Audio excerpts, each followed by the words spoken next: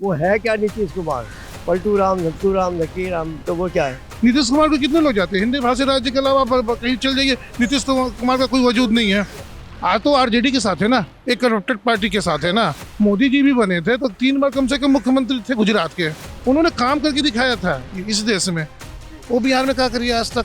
जो पुल का उद्घाटन करते हैं वो गिर जाता है 1 घंटे के बाद, 1 दिन के बाद। तो मुलायम सिंह थे तभी अखिलेश यादव जीते हैं, उसके बाद कहाँ जीत पाए।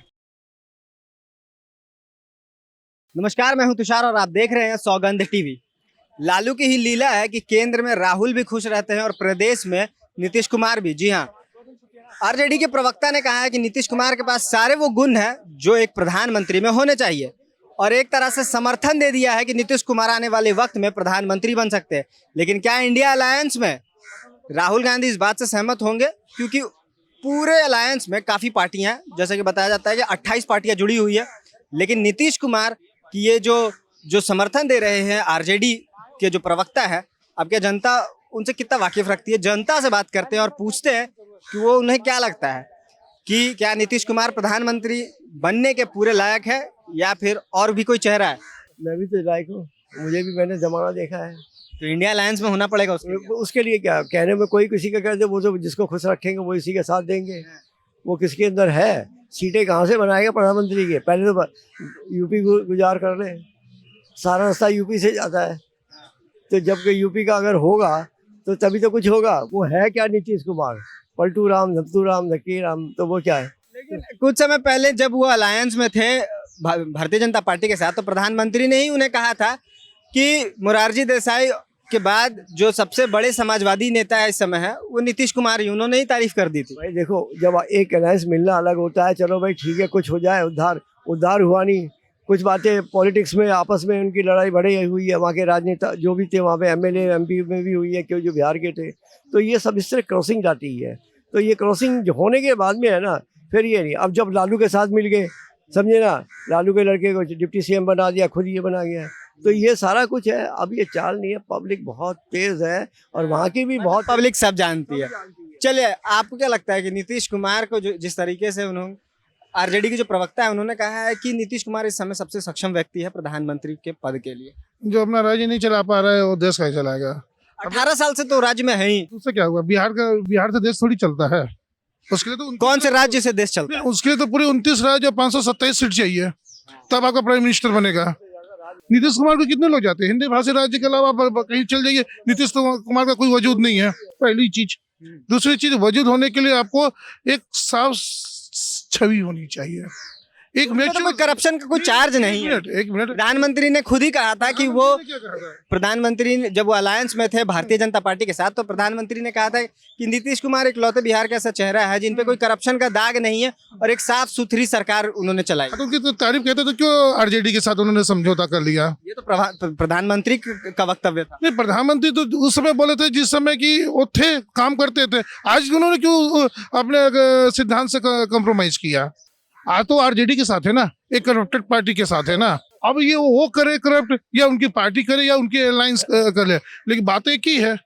सबसे बड़ी बात है। दूसरी चीज है, देखिए, प्रधानमंत्री बनना एक नेशनल बात होती है, नेशनल इशू होता है। वो एक स्टेट के मुख्यमंत्री है, सबसे बड़ी बात है।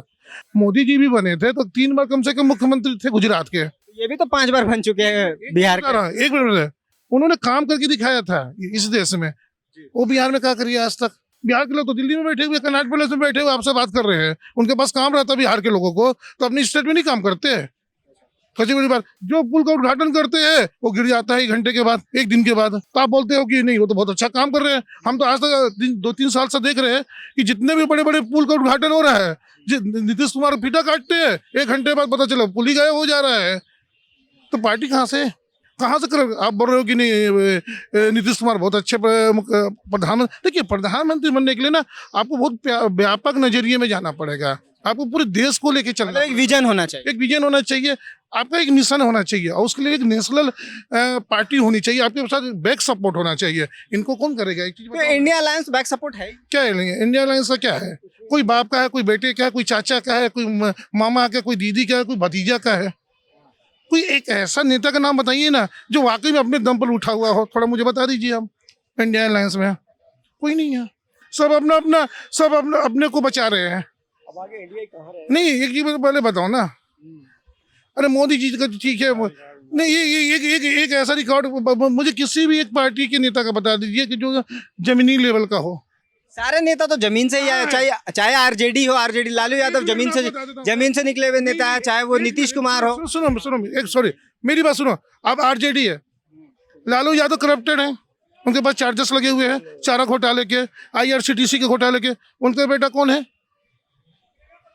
तेजस्वी और तेज प्रताप। तेजस्वी यादव पर भी चार्जेस लगा है। अब आ जाओ, अब यूपी में मुलायम सिंह के बेटा कौन है?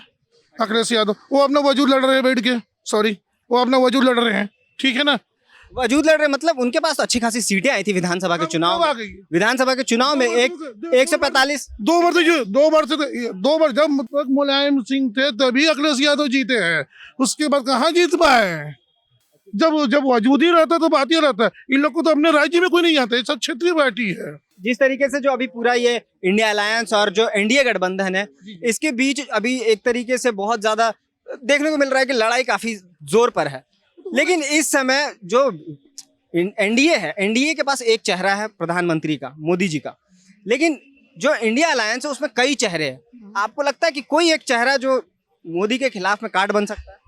नहीं है, अभी तो नहीं है, अभी तो नहीं। देखिए, सबसे पहले पार्टी तो अपने जगह पर है। सबसे पहले मैं कोई बीजेपी मुझे खाने के लिए नहीं दे रही है, मैं अपने कंपनी का काम करता हूँ। सबसे पहले लोग जो बोलते हैं ना कि मैं बीजेपी का हूँ, जो मुझे अच्छा लगता है मैं बोलता हूँ। मेरे को बोलने के लिए यहाँ कोई पैसा नहीं दिया गया है, सबसे पहली बात क्या है।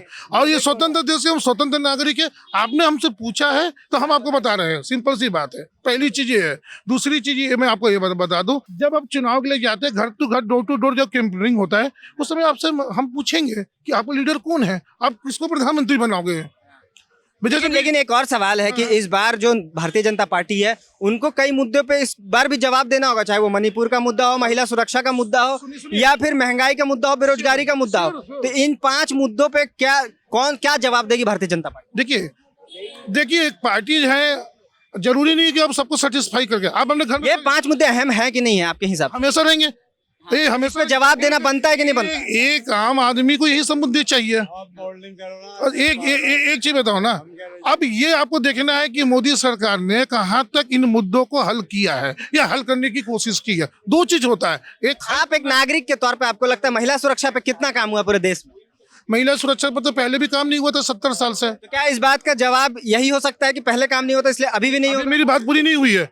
अब दूसरी चीज ये है कि महिला मुद्दे पर एक काम ये चीज भी है कि अभी जो 34% आरक्षण जब महिलाओं को मिलेगा, उस 33% 34% जो भी मिलेगा, उससे मेरे को लगता है कि ये अपने आप और भी स्ट्रांग होगी और भी मुद्दे। लेकिन अभी तो लागू नहीं हुआ, तो सवाल होगा 10 साल में उन्होंने क्या किया, इस पे क्या जवाब देंगे?